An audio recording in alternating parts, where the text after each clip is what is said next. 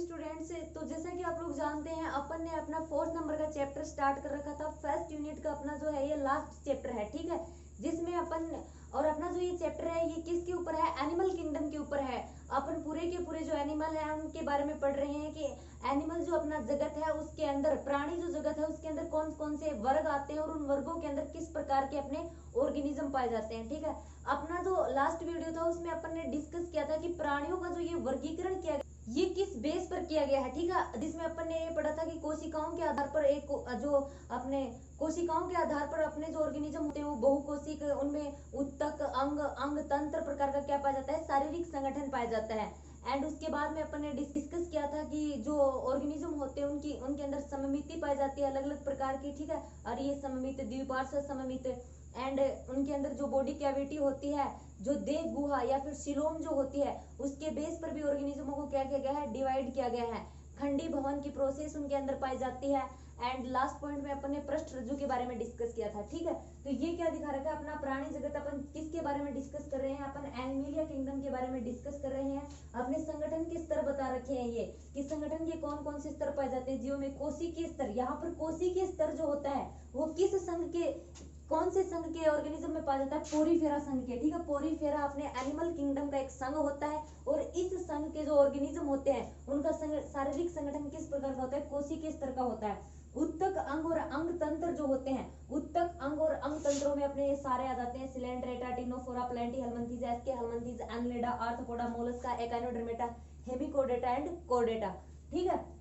उसके बाद में अपन ने सममिति के ऊपर डिस्कस किया था। ये पॉइंट जो है ये अपना सममिति का है। तो कुछ एनिमल जो होते हैं उनमें अरीय सममित, कुछ एनिमल्स या कुछ ऑर्गेनिज्म जो होते हैं वो क्या होते हैं, द्विपार्श्व सममित, अरीय सममित, द्विपार्श्व सममित, ये सब क्या है, सिलोमिक, एसिलोमिक, कूटगुहिक, इनके बारे में आपको पता होना चाहिए क्योंकि कल पूरा का पूरा वीडियो अपन ने उन्हीं के ऊपर डिस्कस किया था कि उनकी क्या कुछ डेफिनेशन होती है, ठीक है। तो अपनी अरीय सममिति कौन से जीवों में पाई जाती है, सिलेंड्रेटा एंड टिनोफोरा संघ के जो अपने एनिमल्स आते हैं, ऑर्गेनिज्म आते हैं, उनमें क्या पाई जाती है, उनमें अरीय सममिति पाई जाती है। ओके, द्विपार्श्व सममित किन ऑर्गेनिज्म के अंदर पाई जाती है, द्विपार्श्व सममित Aschelminthes, Annelida, Arthropoda, Mollusca, Echinodermata, Hemichordata और कोर्डेटा। ओके, उसके बाद में आते हैं अपने एगुइये, कूटगुहिये, एंगुइये। अपने शरीर के अंदर बॉडी कैविटी पाई जाती है, सिलोम पाई जाती है, वो सिलोम अलग अलग प्रकार की होती है, उसी के बेस पर है ये कल मैंने बताया था आपको। तो जिनके अंदर गुहा नहीं पाई जाती है, सिलोम नहीं पाई जाती है, वो कौन से संघ के प्राणी होते हैं, प्लेंटीहेल्मिन्थेस। जिनके अंदर पाई जाती है लेकिन मेजोडर्म से आच्छादित नहीं होती है वो गुहा, उनको क्या बोला जाता है, कूटगुहिये, या फिर इंग्लिश में उनको बोला जाता है सीडोसिलोमिक, ठीक है। सीडोसिलोमिक कौन से संघ के एनिमल होते हैं, अपने एस्केहेल्मिन्थेस के। एंड गुहिये, जिनमें गुहा पाई जाती है, सिलोम पाई जाती है, Annelida, Arthropoda, Mollusca, Echinodermata, Hemichordata and Chordata में क्या पाई जाती है, ये गुहा पाई जाती है। एक बार अपन इनका सभी के सभी जो अपने संघ है इनके बारे में डिस्कस करेंगे स्टार्टिंग से लेकर।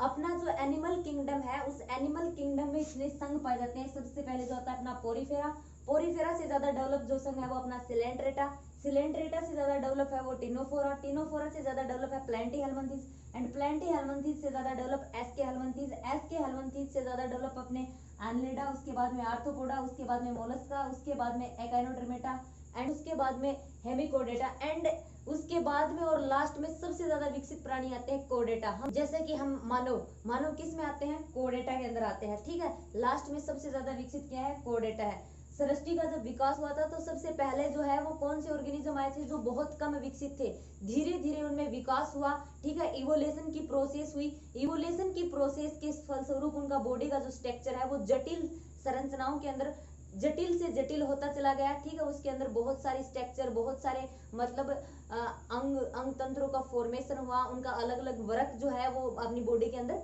कंप्लीट किया जाता है। तो सबसे पहले अपन स्टार्ट करेंगे पोरीफेरा संघ से। तो अपने जो पोरीफेरा संघ के जो ऑर्गेनिज्म होते हैं इनको क्या बोला जाता है, इनको स्पंज भी बोला जाता है, ठीक है। इनको क्या बोलते हैं अपन, इनको स्पंज भी बोलते हैं। अब अपन 11th क्लास में बात कर रहे हैं तो आपको सिर्फ इनका नॉर्मल सा इंट्रोडक्शन देखना है, इनमें किस प्रकार से क्या कुछ होता है। जब हम आगे चले जाते हैं तो पूरी की पूरी यूनिट चलती है पोरीफेरा संघ के अंदर क्या कुछ होता है, रिप्रोडक्शन किस प्रकार से इनके अंदर कंप्लीट होता है, डाइजेशन किस प्रकार से ये कंप्लीट करते हैं, ये सारी की सारी चीजें अपने को यूनिट के अंदर पढ़ने को मिलती है।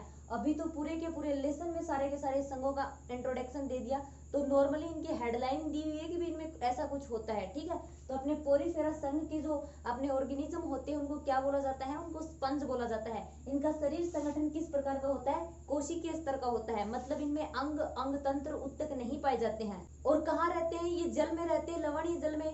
तो अपने जो स्पंज और ये पोरीफेरा जो होते हैं इनमें क्या पाया जाता है, इनमें जल परिवहन तंत्र पाया जाता है, नाल तंत्र पाया जाता है, जिसको केनाल सिस्टम बोला जाता है। इसकी बॉडी पर छोटे छोटे रंध्र पाए जाते हैं, उन रंध्रों को क्या बोला जाता है, ओस्टिया बोला जाता है, ठीक है। ओस्टिया के द्वारा बॉडी के अंदर क्या करते हैं, जल जो होता है वो एंटर करता है और ओस्कुलम जो होता है उसके द्वारा बाहर निकल जाता है। इसके अलावा जो ये अपने पोरीफेरा, ये जो स्पंज जो ऑर्गेनिज्म होते हैं इनमें, इनकी स्पंज गुहा में क्या पाई जाती है, कोलर कोशिकाएं पाई जाती है, ठीक है। एंड अपने जो ये पोरीफेरा संघ के जो अपने ये ऑर्गेनिज्म होते हैं ना, ये उभयलिंगेश्वरी होते हैं। उभयलिंगेश्वरी का क्या मतलब, नर और मादा जो होते हैं, मेल और फीमेल जो होते हैं, इस संघ में मेल और फीमेल अलग अलग नहीं होते हैं, ठीक है, एक ही ऑर्गेनिज्म में होते हैं। मतलब अंडाणु और शुक्राणु जो होते हैं वो एक ही ऑर्गेनिज्म के द्वारा बनाए जाते हैं। इनमें अगर अपन अलैंगिक जनन की बात करें, एसेक्सुअल रिप्रोडक्शन की बात करें, तो अपने पोरीफेरा और जो स्पंज होते हैं उनमें एसेक्सुअल रिप्रोडक्शन किसके द्वारा कंप्लीट होता है, एसेक्सुअल रिप्रोडक्शन की प्रोसेस इनमें विखंडन विधि के द्वारा कंप्लीट होती है। एंड सेक्सुअल रिप्रोडक्शन की अगर बात करें, इनके अंदर लैंगिक जनन किस प्रकार से कंप्लीट होता है, तो अंडाणु और शुक्राणु का संलयन के द्वारा इनमें क्या होता है, युग्मक बनते हैं, युग्मकों के द्वारा इनमें क्या होता है, अपने सेक्सुअल रिप्रोडक्शन की प्रोसेस इनमें कंप्लीट होती है। एंड इनके अंदर जो निषेचन पाया जाता है, फर्टिलाइजेशन की जो प्रोसेस इनके अंदर होती है, फर्टिलाइजेशन मतलब निषेचन, निषेचन को इंग्लिश में फर्टिलाइजेशन बोला जाता है। इनमें इंटरनल फर्टिलाइजेशन पाया जाता है, मतलब आंतरिक प्रकार का फर्टिलाइजेशन बॉडी के अंदर ही होता है, ठीक है। इंटरनल फर्टिलाइजेशन या फिर आंतरिक निषेचन क्या होता है, बॉडी के अंदर होने वाला जो निषेचन होता है वो आंतरिक निषेचन या फिर इंटरनल फर्टिलाइजेशन कहलाता है। आउटर फर्टिलाइजेशन क्या होता है, बॉडी से बाहर जो फर्टिलाइजेशन या फिर निषेचन की जो प्रोसेस होती है उसको बाह्य निषेचन या फिर आउटर फर्टिलाइजेशन बोलते हैं। अगर पोरीफेरा संघ के कुछ एग्जांपल्स की अपन बात करें तो इसमें आते हैं अपने साइकन, यूस्पंजिया, स्पंजिला, ठीक है, ये क्या है, ये पोरीफेरा के एग्जांपल हैं। अब इसके बाद में अगर नेक्स्ट अपन सिलेंड्रेटा के अगर अपन डिस्कस करें तो अपने सिलेंड्रेटा जो होते हैं इनमें अरीय सममिति पाई जाती है, ठीक है। सिलेंड्रेटा के जो प्राणी होते हैं इनमें अरीय सममिति पाई जाती है। अगर इनके शारीरिक संगठन की बात करें तो इनकी बॉडी में टिश्यू ऊतक जो होते हैं वो पाए जाते हैं, ठीक है। और जो ये अपने सिलेंड्रेटा जो होते हैं इनको क्या बोला जाता है, इनको नाइडेरिया भी बोला जाता है, ठीक है। नाइडेरिया संघ या फिर सिलेंड्रेटा संघ, नाइडेरिया नाम इनको क्यों दिया गया है, क्योंकि इनके अंदर दंश कोशिकाएं जिनको नाइडोब्लास्ट या निमेटोब्लास्ट बोलते हैं, वो दंश कोशिकाएं सिलेंड्रेटा संघ के प्राणियों में पाई जाती हैं, इसीलिए इनको नाइडेरिया नाम दिया गया है। और ये जो दंश कोशिकाएं इन अपने सिलेंड्रेटा संघ के ऑर्गेनिज्म में पाई जाती है, इनका वर्ग क्या होता है, ये दंश कोशिकाएं ये अपनी रक्षा करने के लिए यूज में लेते हैं एवं अपना शिकार जो होता है उस शिकार को पकड़ने में इन दंश कोशिकाओं का क्या करते हैं, ये यूज करते हैं। इंपॉर्टेंट है, ये पूछ सकते हैं दंश कोशिकाएं कौन से संघ के ऑर्गेनिज्म में पाई जाती हैं, तो दंश कोशिकाएं जो होती है वो सिलेंड्रेटा संघ के ऑर्गेनिज्म में पाई जाती हैं, जो शिकार को पकड़ने में अपनी सुरक्षा करने के लिए इनके द्वारा काम में ली जाती है। एंड ये अपने जो ये प्राणी होते हैं ये क्या होते हैं, ये समुद्री जल में भी पाए जाते हैं एंड मुक्त रूप से तैरते रहते हैं। एंड अपने जो सिलेंड्रेटा संघ के जो अपने एनिमल होते हैं द्विकोरकी होते हैं। द्विकोरकी का क्या मतलब है, मतलब ये डाइब्लास्टिक होते हैं, इनमें एक्टोड्रम एंड एंडोड्रम जो होता है दो जनन स्तर पाए जाते हैं, बाह्य जनन स्तर और अंतः जनन स्तर, इसीलिए इनको क्या बोला गया है, द्विकोरकी। और अपने जो ये ऑर्गेनिज्म होते हैं इन ऑर्गेनिज्म के कुछ जो प्राणी होते हैं उनमें क्या पाया जाता है, कैल्शियम कार्बोनेट का कंकाल पाया जाता है। एंड इनका जो शरीर होता है, इनकी सिलेंड्रेटा संघ के जो प्राणी होते हैं इनकी बॉडी जो होती है वो दो भागों से मिलकर बनी होती है। दो भाग कौन से होते हैं, एक तो होता है पोलिप और एक होता है मेडुसा। पोलिप जो इनकी स्ट्रक्चर होती है, पोलिप स्ट्रक्चर कैसी होती है, स्थावर होती है, मतलब जिस जगह पे रहते हैं वहां पर ये पोलिप स्ट्रक्चर स्थिर रहती है। जो मेडुसा होती है वो स्वतंत्र रूप से तैरती रहती है। अगर पोलिप का एग्जाम्पल अपन देखें तो क्या है, हाइड्रा। अगर मेडुसा के एग्जाम्पल की अपन बात करें तो मेडुसा में आते हैं अपने जेलीफिश और ओरेलिया। एंड अपने जो कुछ ऑर्गेनिज्म होते हैं उनके जीवन चक्र में दोनों प्रावस्थाएं पाई जाती हैं, कौन सी, पोलिप की भी और मेडुसा की, मतलब स्थिर और मुक्त प्लावी दोनों। तो इनमें क्या पाया जाता है, पीढ़ी एकांतरण पाया जाता है, अल्टरनेशन ऑफ जनरेशन पाया जाता है। अल्टरनेशन ऑफ जनरेशन के बारे में आप सभी लोग जरूर जानते होंगे, क्योंकि अल्टरनेशन ऑफ जनरेशन के बारे में अपन पहले भी डिस्कस कर चुके हैं, ठीक है। पीढ़ी एकांतरण मतलब पहले अपनी पोलिप अवस्था आती है, फिर मेडुसा अवस्था आ जाती है, मेडुसा अवस्था से वापस अपनी पोलिप अवस्था आ जाती है, इसी को क्या बोला गया है, पीढ़ी एकांतरण।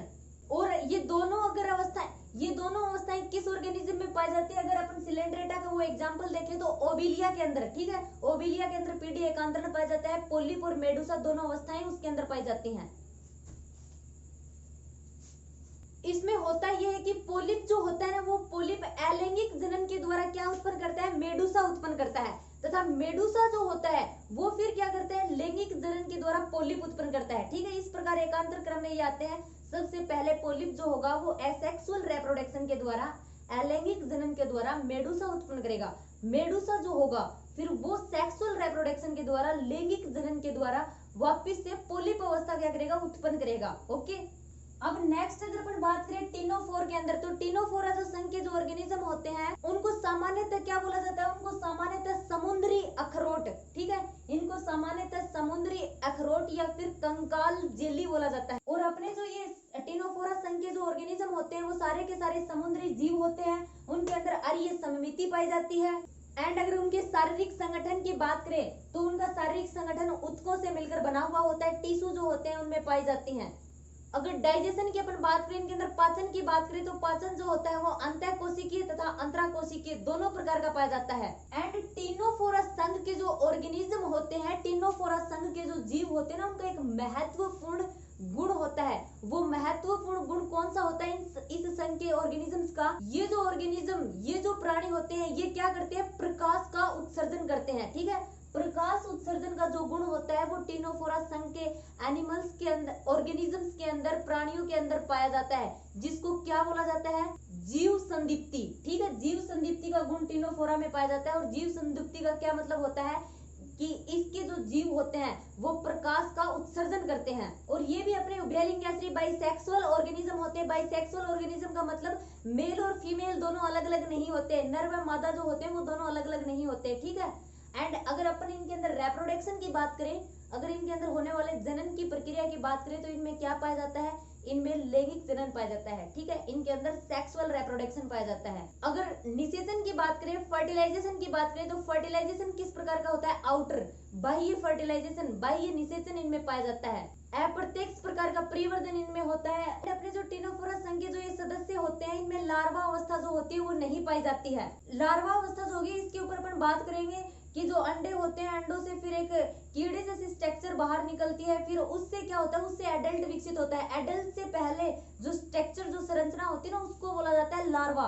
अगर एग्जांपल की अपन बात करें तो प्लूरोब्रेंकिया और टिनोप्लाना, ये किसके एग्जांपल हैं? टिनोफोरा के एग्जांपल हैं, ठीक है। तो स्टूडेंट्स, आज अपन सिर्फ इतने संघ के बारे में डिस्कस करेंगे। ओनली इतने ही फाइलम जो है इनके बारे में अपन स्टडी करेंगे। आज अपन ने पोरीफेरा, सिलेंड्रेटा एंड टिनोफोरा के बारे में डिस्कस किया है, ठीक है। अपने प्लांटी हेलमिंथेस, एस्के हेलमिंथेस एंड एनिलिडा जो होगा इसके बारे में अपन अपने नेक्स्ट वीडियो में डिस्कस करेंगे कि इन ये जो अपने फाइलम होते हैं, ये जो अपने संघ होते हैं, इनमें किस प्रकार के ऑर्गेनिज्म आते हैं, किस प्रकार की उनकी बॉडी की स्ट्रक्चर होती है, एंड रिप्रोडक्शन की प्रोसेस इनमें किस प्रकार की पाई जाती है।